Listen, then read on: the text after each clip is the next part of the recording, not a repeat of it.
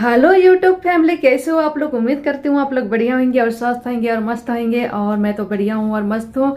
और एक new blog में आप लोग को हार्दिक हार्दिक स्वागत करती हूँ दोस्तों। तो अभी मैं रात को मिल रही हूँ 11 बजे, 11 बज के 7-8 मिनट हो चुका है और अभी मैं सोने जा रही हूँ। तो मैं बहुत ज़्यादा उदास फील हो रही हूँ, तो मैं सोचा कि आप लोग से ही बात कर लूँ। तो दोस्तों अभी ना टूटू ये देख सकते हैं क्या कर रहा है। टूटू को सोने के लिए बोल रही हूँ लेकिन ये सो नहीं रहा है, तो इसके लिए मैं अभी बैठूंगी थोड़ी देर। तो ऐसे खाली पकड़ बैठने से अच्छा है कि मैं आप लोगों से बातें कर लूँ, ठीक है। तो दोस्तों अभी फ़िलहाल सारा घर का काम भी हो चुका है और मैं 10 बजे ही फ्री हो गई थी, 10:30 बजे तक फ्री हो गया था काम करके। और अभी दोस्तों आज तो लाइट के वजह से ना मेरा नहाना धोना नहीं हुआ था, तो मैं 9:30 9:45 बजे नहाया। गीजर यहाँ पर इतना ज़्यादा ठंड होता है कि ठंड पानी में तो नहीं नहा सकते, बिल्कुल भी नहा नहीं सकते। तो दोस्तों 4:30 बजे हमारा घर का लाइट बना, तो मैं वॉशिंग मशीन में कपड़े वगैरह लगाया था उसको ऑन कर दिया और कपड़े धुल चुका है। और कल उसको सुखाऊंगी, अभी नहीं सुखा रही हूँ। और एक बार चलाया था उसको मैं ड्रायर में लगा दिया था, तो वो तो सूख गया होगा कपड़े। और मेरा टूटू अभी बैठा है अपने गद्दे के पास। टूटू क्या कर रहा है। तो गैस अभी बहुत ज़्यादा नर्वस फील कर रही थी मैं, बहुत ज़्यादा सैड फील कर रही हूँ। इतने टाइम में ना मम्मी का बहुत ज़्यादा याद आता है मेरे को। और आजकल मेरा बातचीत नहीं होता ना, वो खुद फ़ोन करती है, किसी किसी का मोबाइल में फ़ोन करवाता है तो बात होता है, और मैं तो फ़ोन करने के लिए बंद कर दिया है। मम्मी को मैं बोल रखी हूँ कि जब आपको बात करने का मन करेगा तो आप किसी का मोबाइल से करवा लेना, ऐसे बोला है। और वो उससे ऐसे करती है, 3 दिन 4 दिन के बाद मम्मी मेरे से बात करती है। और मम्मी का बहुत चिंता होती है, अभी उम्र भी हो रहा है और 2-3 साल में 60 साल की हो जाएंगे मम्मी। और वो पहले जैसे उतना चल भी नहीं पाते हैं और उनका खांसी कभी जाती नहीं है। 10-15 दिन ठीक रहती है मम्मी, उसके बाद और फिर से उसका खांसी निकल जाती है। डॉक्टर को दिखाओ तो बोलते हैं कि कोई बीमारी नहीं है, कमजोरी के वजह से शायद। गांव देहाती में ना तालाब का पानी में नहा देते हैं, और सर्दियों में बहुत ज़्यादा ठंड होता है पानी, आप लोगों को पता होगा। बाहर से बिना गर्म पानी का नहाओ तो तुरंत सर्दी जुकाम पकड़ लेता है, और घर में उतना सुविधा नहीं है। और अभी इस उम्र में गर्म पानी करके नहाना भी बहुत मुश्किल है। गर्म पानी कर तो लेगा, अगर चूल्हा में पानी बैठा भी लेगा, लेकिन उसको उतारने के लिए थोड़ा दिक्कत होगा, क्योंकि गलती से अगर छूट गया तो जल जाएगी। तो मैं डर के मारे ये भी करने के लिए बोलती नहीं हूँ। और बोरिंग है, लेकिन बोरिंग में मार नहीं पाती है पानी, मतलब बहुत ज़्यादा हिलाना पड़ता है, उसके बाद बोरिंग से पानी निकलता है। तो बोरिंग मतलब नलकुआं दोस्तों, गांव में नलकुआं होता है, कितने उसको हिलाने के बाद ही पानी निकलता है। और मम्मी उतना कर नहीं पाती है, हालांकि पीने के लिए और बर्तन वर्तन के लिए जैसे तैसे छोटा बाल्टी में भर लेती है। और अभी भी पूरा घर का काम करती है मम्मी अकेली। और घर में बहू है, लेकिन रोज मतलब मम्मी का मुंह से जब भी फोन करो तो ये सुनना पड़ता है कि मतलब मैं खाना बना रही हूँ या सब्जी बना रही हूँ या तो झाड़ू लगा रही हूँ आंगन को, ऐसे बोलती रहती है। तो बहू नहीं रहने का कोई फायदा नहीं है, या बेटी रहने या ना नहीं रहने से कोई फायदा नहीं है। बेटी लोग के तो विदा कर देते हैं, और अभी तो मैं फिलहाल घर पे हूँ नहीं, जाती हूँ, फिर भी यहाँ पर मैं काम कर करके थक जाती हूँ ना, तो सोचती हूँ कि थोड़ा घर में आराम करूँगी, इसीलिए उतना काम नहीं करती हूँ। फिर भी मम्मी को मैं अभी जाती हूँ तो ध्यान तो रखती हूँ, बर्तन वगैरह धो देती हूँ, आंगन घर कर देती हूँ, उतना काम नहीं है। लेकिन एक बूढ़ी इंसान के लिए बुढ़ापा में बहुत ज़्यादा दिक्कत होता है ये सब काम करना, घुटने में भी दर्द होता है और चलने फिरने में बहुत ज़्यादा परेशानी होता है मम्मी को इस टाइम। और दुख बीमार भी हो जाता है, तबीयत अगर ख़राब हो जाता है तो उसको पानी देने के लिए भी लोग नहीं है दोस्तों। तो बहुत ज़्यादा चिंता होती है मम्मी का। और काम नहीं करूँगी तो मतलब कुछ चलता नहीं है। और घर में ऐसे कोई रोजगार भी नहीं है जो मैं घर पे रुक पाऊँगी और मम्मी का देखभाल करूँगी। और ज़्यादा देर तक, ज़्यादा समय तक परिवार के साथ भी नहीं रहना चाहिए। उसमें तन भन लगा रहता है, मतलब कौन क्या बोलेगा, कौन क्या सोचेगा, लड़ाई झगड़ा ये सब होता रहता है। मुंह फुला बैठेंगे, क्या करेंगे, कभी तो भाई बोल देगा, कभी तो किसका माइंड में क्या चल रहा होगा, ये सब चलता रहता है घर में। और खुद का भी ये सारी चीज़ों को देखकर मन खराब हो जाता है, तो रहने का मन नहीं करता है दोस्तों अपने घर में ही भी, घर में भी। तो इसीलिए मैं ज़्यादातर मैं अपना काम में फोकस करती हूँ और दो पैसा कमाती हूँ तो घर में भी काम आ जाता है और दुख सुख में काम आ जाता है। घर का राशन पानी, तेल साबुन, बच्चे लोगों का पढ़ाई में पैसे की ज़रूरत पड़ता है। कभी ज़्यादा दुख बीमार होता है तो तुरंत पैसा ढूंढते हैं तो मिलता नहीं है, तो काम क्यों छोड़े, है ना, काम करते रहना चाहिए।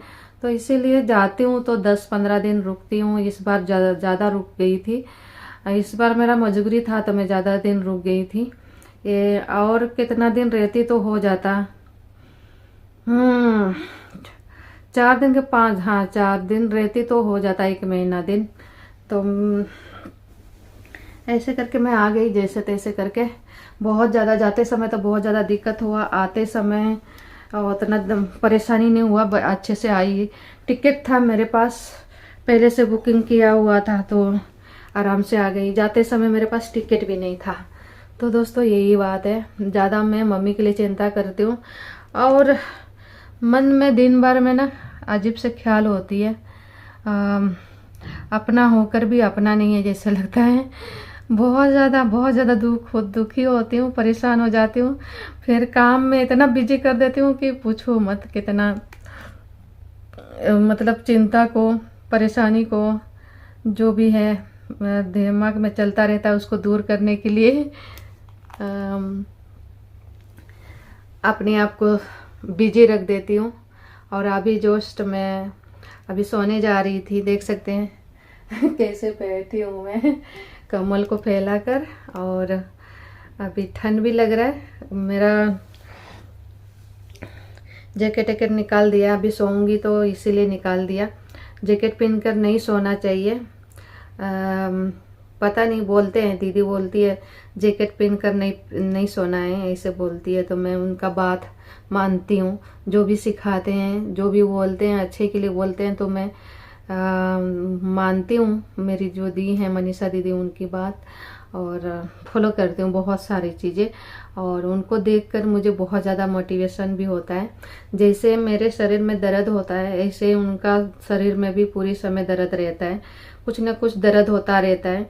इतना दर्द होता है कि मेरे शरीर में जैसे दर्द होता है ना, मेरा तो उतना होता नहीं, लेकिन दीदी के शरीर में बहुत ज़्यादा दर्द है। कभी भी कहीं पर भी नस चढ़ जाता है, और अगर नस इंसान का शरीर में चढ़ता है ना तो भयानक वाला दर्द होता है। वो दर्द बर्दाश्त नहीं होता है। 10-15 मिनट खड़े होकर रहना पड़ता है, चल भी नहीं पाओगे, बड़े मुश्किल से नस को सीधा कर पाते हैं। कभी कभी तो सीधा भी नहीं कर पाते हैं, धीरे धीरे नस सीधा होता है।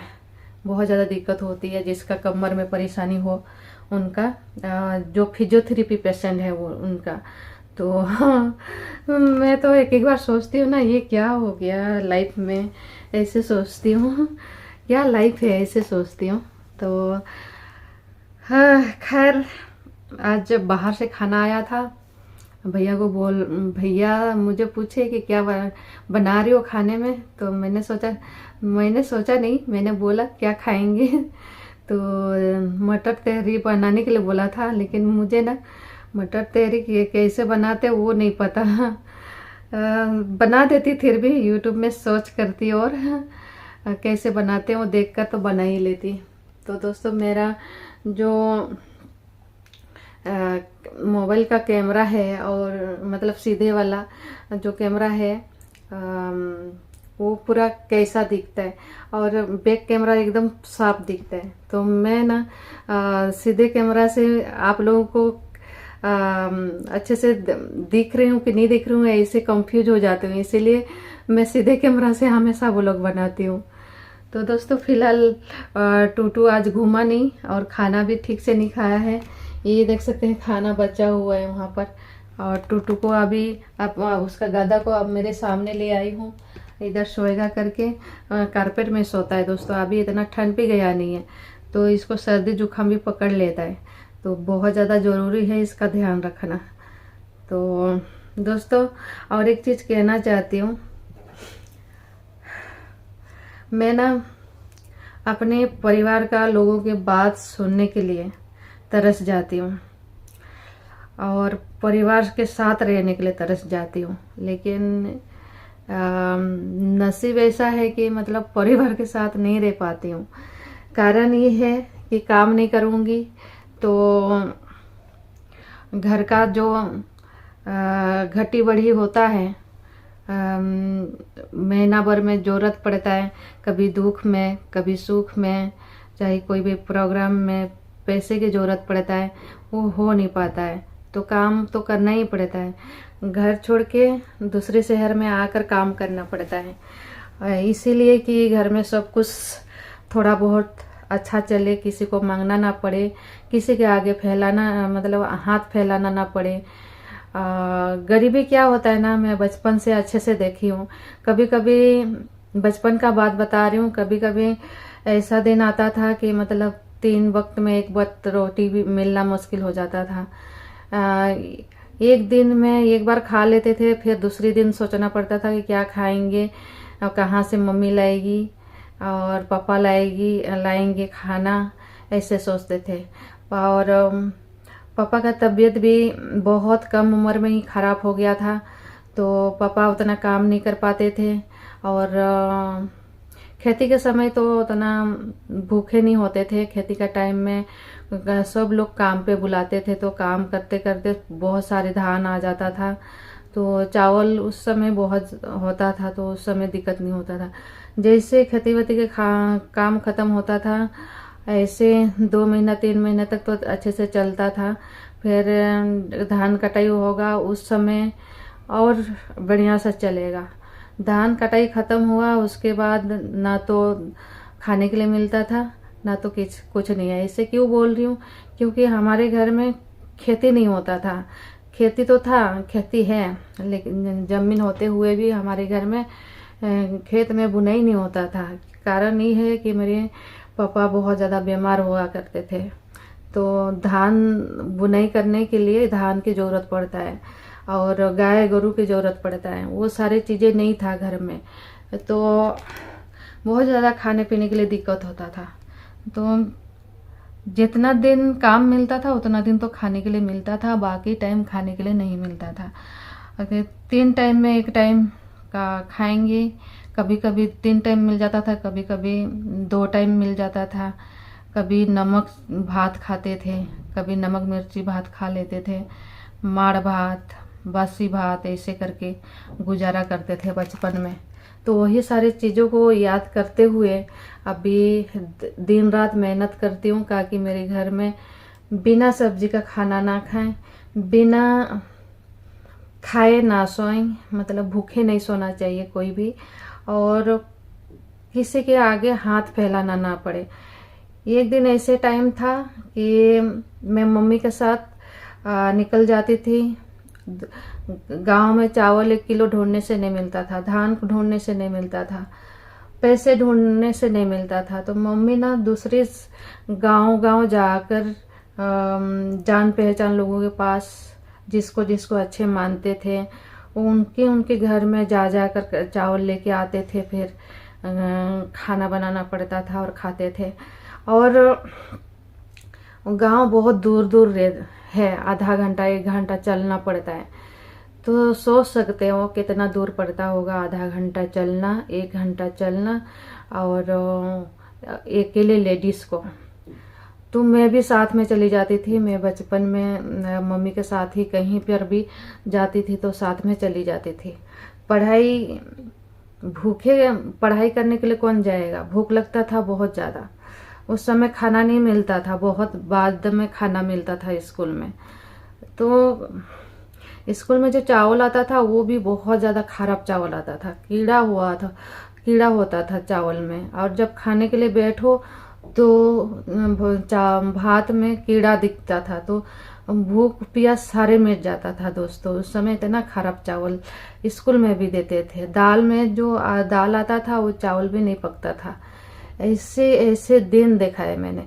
और मम्मी के साथ पूरा दिन घूमो फिर भी मतलब चावल ना मिले। तो किसी के घर में इस तरह का परेशानी नहीं होना चाहिए कभी भी। और वो दुख बीमार तो बिल्कुल भी नहीं होना चाहिए। भले भूखे सो जाएं बिना बीमार के, वो चलेगा, लेकिन बीमारी नहीं होना चाहिए। गरीब दुखी लोगों के पास